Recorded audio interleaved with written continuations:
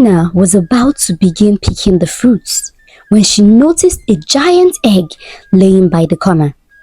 She stood in fear, unsure if she should approach the egg or ignore it. She tried ignoring the egg, but who would ignore such a sight? She picked up her cutlass and slowly she walked towards it. She held the cutlass firmly in case something dangerous was to break out of the forest or even break out of the egg. When she got close, she was amazed at how the egg looked so ordinary, like that of a fowl, but yet it was so huge that it could contain a human being. She wondered if there was a giant chicken or if this was from a dragon or a dinosaur. She noticed a crack on the egg and decided to wait around if something was to happen or if something was to crawl out of the egg. She waited and waited for hours, but nothing happened. At home, she was unable to stop thinking about the egg in the forest. The next day, she couldn't focus and wondered what had happened to the egg and if it was still in the place she had left it. She decided to go check, and for the whole week, she kept going back to the forest every day. Her husband wondered where it was that Nnenna went every single day. Nnenna was the barren wife of the poorest man in the village. She barely had friends, so it was just herself and her husband. One day, she went back to the forest to check on the mysterious egg, only to notice from afar that the egg has been cracked open. Her heartbeat tripled as she quickly grabbed the stick. She couldn't believe her eyes when she got close. She found a baby inside the egg. How was it possible for a human child to be found inside an egg? She had so many questions, but yet no answer. How was this even possible? She kept wondering. She told herself whatever this baby was, it was definitely not human. She raised her stick to hit the child, but immediately her hands were high in the air. The child began crying, as if begging to be spared. She sat far from the child for hours, waiting to see if anyone was going to come to take the child. Nobody came. So at the end of the day, Nnenna decided to carry the baby home. When she got home and told her husband everything that had happened, he quickly told her to return the child and its shell back to the forest where she had found them. They quarreled and argued for hours, as Nnenna was adamant on keeping the baby. We do not even have a child of our own. What if this is the God's way to bless us? That night, they slept with one eye open, as they were unsure of what could happen and if the child was going to turn into something dangerous at night. They kept the child for days, and days turned into weeks, weeks into months. They started raising the child as their own and named the child Ebube, meaning miracle. They grew to love him like their very own child, and in no time, they noticed that things began to change around them. They were getting favors and business was booming. All of a sudden, the poor couples became very rich and wealthy. They knew it had to do with Ebube, as their good fortune came when he entered their life. Nnenna's husband was so happy and grateful to her for bringing a child of good luck into their home. They loved and pampered him. They soon forgot how they found Ebube and treated him like a normal child.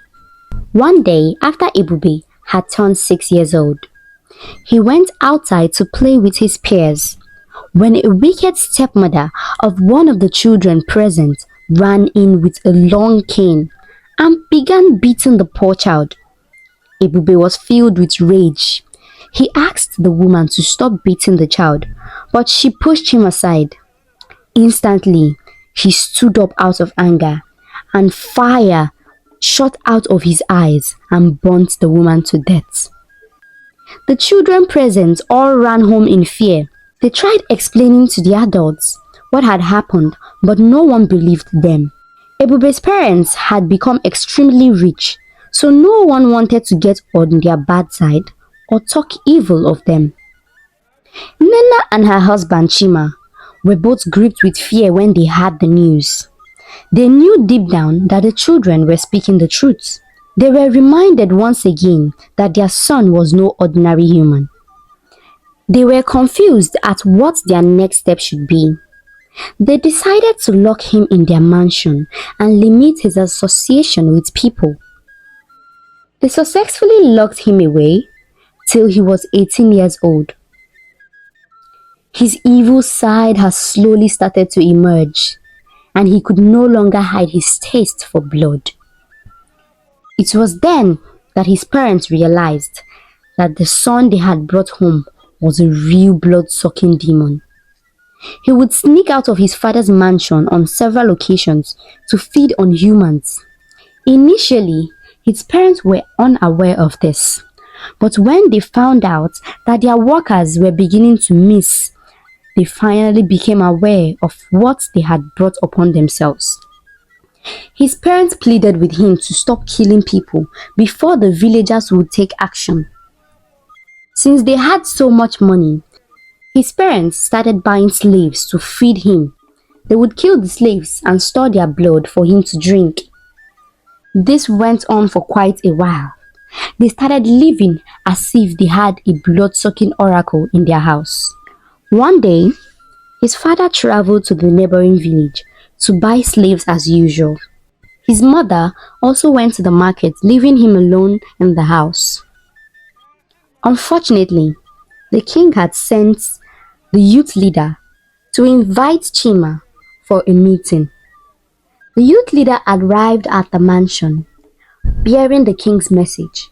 He waited outside for a while, but no one came.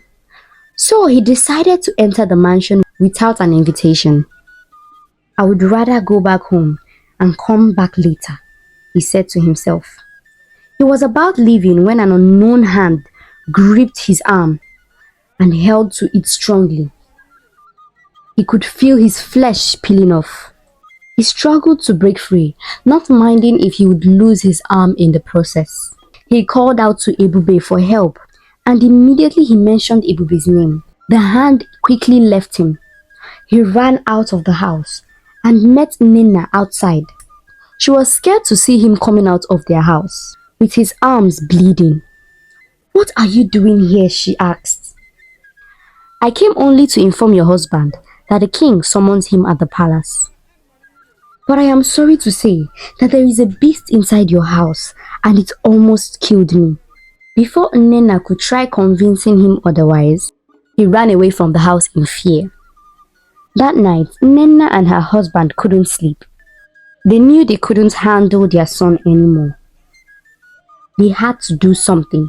The next day, news of the beasts had circulated round the village like wildfire. Chima took his wife, Nena, and they traveled hastily to go meet Isia for help. When they got to the seer, he screamed at them and asked them to leave his place at once. They pleaded with him and begged for his help. He laughed and told them that he already knew why they were there. "You have invited an ant-infested firewood," he said to them. "Do not grumble now that the lizard has finally visited." He went ahead to explain to them that the child they had brought in was the child of the forest, the demon child of the nights. They had kept the child out of their own greed and selfishness. "That child is an evil child," he said. "The child you brought home is a demon that has been terrorizing a certain village for a while. He was banished out of there. The demon had gone back to the forest and found a way to return as a human." The seer told them that he could not help them, and the only thing they could do to find the person who had casted the demon out of the village where it was before. They left, and went back to their house, only to realize that the villagers had stormed into their home and tried searching for the monster in question. He fled from the house and has been terrorizing the whole village. The whole village was in chaos as people ran helter skelter. Ebube began roaming around, killing whoever he saw. They tried to capture him but couldn't. His strength was unmatched. The entire kingdom blamed Nenna and her husband for their misfortune and threatened to stone both of them to death. Nenna and her husband quickly ran out of the village and ran to the village where Ebube had terrorized before. When they got there, they were directed to the woman who had successfully defeated the evil demon in the past. When they got there, her husband told them that unfortunately, the woman had died the same day that the demon was casted out. Why would you take in such a child without asking questions? He said to them. Why would you feed it for so long? My wife invited the demon while looking for a way to bring back our dead child. The only way she could send it back was to become a shell for it. He went ahead to tell them the shell they had found in the forest was his wife, and the only mistake he made was not breaking the shell before it was able to hatch. What do we do now? Nena asked him. You would have to meet with the demon, he says, and you would do it with water in your mouth. As soon as you are close to him, someone would have to call his real name 3 times, and his name is Anono. You would have to call Anono 3 times for him to disappear. Nena went back, and after a long search, she found Ebube. Ebube was happy to see his parents, as they were the only one he trusted. Unknown to him, they now know his real name and they knew how to get rid of him. Nena approached him lovingly, and he laid his head on his mother's shoulders.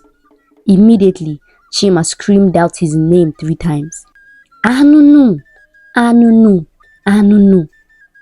Ebube realized what his parents were trying to do and tried to fight back, but it was too late because at that moment, he transformed into lightning and went into Nena's stomach. Nena instantly turned into a giant egg that was smashed right at that point. Her husband mourned and cried for days. He wished his wife never brought the evil child home and that they had asked questions before living with a demon in the house. Her husband lived the rest of his days alone in his empty house. The people excommunicated him. Nobody bought or sold to him. He lived a very miserable life till the day he died alone in his house. Thanks for watching, guys. Don't forget to subscribe, hit the like button and share. Bye.